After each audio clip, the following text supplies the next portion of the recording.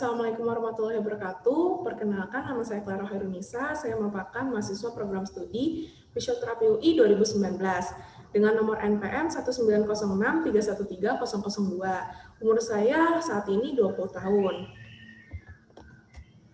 Alhamdulillah, pada kesempatan kali ini saya bisa membagikan beberapa pengetahuan saya mengenai problem yang dikeluhkan oleh pasien stroke yang saya dapatkan dari salah satu grup yang dibina oleh dosen saya, Pak Iman, yang dimana grup tersebut merupakan grup Bisa Pulih Sehat. Nah, sebelumnya saya sendiri akan membahas mengenai stroke. Stroke itu apa?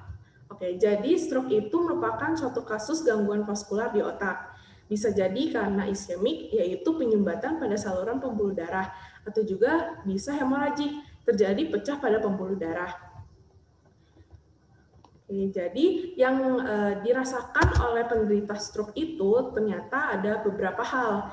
Terutama yang saya lihat dari pasien yang berada di grup tersebut ada 4 keluhan yang dominan. Yang pertama itu setengah wajah kaku dengan disertai rasa baal dan sulit berbicara. Yang kedua jari-jari kaku dan susah buka tutup. Yang ketiga itu sisi yang terkena efek stroke mengalami kelemahan, terutama anggota gerak seperti kaki dan tangan. Lalu selanjutnya itu ada sisi yang terkena efek stroke mengalami rasa sakit dan terasa berat. Jadi saya bahas dari satu-satu. Yang pertama itu setengah wajah kaku dengan disertai rasa baal dan sulit berbicara. Jadi ini ada beberapa obrolan yang saya screenshot dari grup tersebut. Pertama dari Mas Bul, yang dimana Mas Bul mengatakan bahwa dulu saat terkena stroke dia itu susah melakukan kumur-kumur. Lalu ditanggapi oleh Mas Makmur bahwa pada saat itu juga dia mengalami pipi kirinya itu merasa baal dan dalam waktu 12 bulan. Selanjutnya Mas Bul juga menanggapi bahwa alhamdulillahnya sekarang saat kumur-kumur itu sudah mulai membaik, tapi perasaan di pipinya itu agak tertarik dan itu sudah cukup lama selama 8 bulan. Jadi secara saya analogikan bahwa permasalahan yang dirasakan itu adalah seperti setengah wajah kaku dengan disertai rasa baal dan sulit berbicara. Jadi penderita stroke ini itu biasa mengalami hal yang bernama dengan paralisis atau biasa kita sebut dengan hemiparesis, di mana dengan adanya kondisi lumpuh pada sebagian tubuhnya karena gangguan pada saraf yang berperan dalam mengatur gerakan otot tubuh tersebut. Jadi saat stroke itu melakukan penyumbatan, jadi aliran darah tidak lancar ke otak, mengalami kematian jaringan, kematian saraf, akhirnya bagian yang berperan untuk mengatur gerakan tubuh itu mengalami gangguan. Akhirnya yang saraf-saraf yang mempersarafi wajah itu tidak dapat berfungsi dengan baik. Lalu selanjutnya itu permasalahan yang kedua, jari-jari kaku dan susah buka tutup.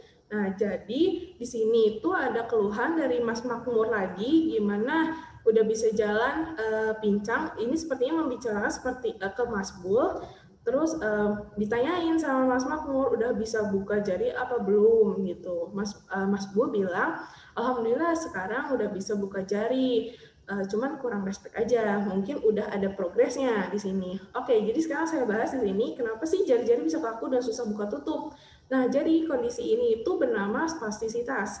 Jadi spastisitas ini membuat otot terasa kaku, tegang, dan tidak dapat digerakkan serta tidak fleksibel, yang dikenal dengan otot tegang atau spastisitas. Nah, jadi saat menggerakkan bagian yang terkena spastisitas itu akan bergerak secara seperti pisau lipat, tek tek tek tek, jadi tidak lancar.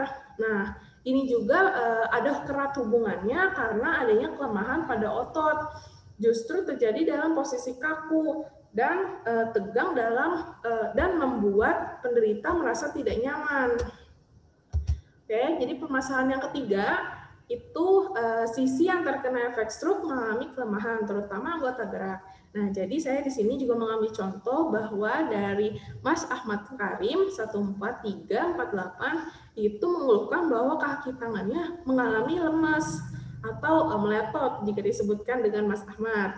Nah, jadi ini merupakan kondisi hemiparesis yang dimana kondisi tersebut merupakan kondisi yang dimana salah satu bagian tubuh dari kepala hingga kaki mengalami kelemahan sehingga sulit bergerak. Jadi jika pasien stroke mengalami kondisi stroke di sebelah kanan otaknya, maka biasanya yang berpengaruh itu anggota tubuh sebagai arah lawanannya. Bisa kena jika yang kena stroke kanan, maka yang terkena efek itu sebelah kiri. Nah, selanjutnya itu kondisi ini umumnya biasanya menyebabkan kelemahan, bisa jadi kelemahan permanen atau tidak. Nah, ini makanya harus kita lihat, harus kita kondisikan dengan latihan yang cocok dengan pasien agar tidak terjadi kelemahan yang permanen.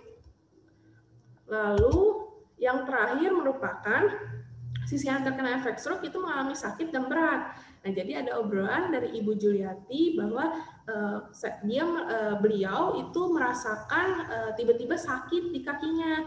Terus Pak Guntur ini sepertinya bilang dulu itu Mas Guntur ini bilang tangan dan kakinya itu sakit juga, rasa berat juga. Nah, itu katanya karena kesalahan posisi tidur.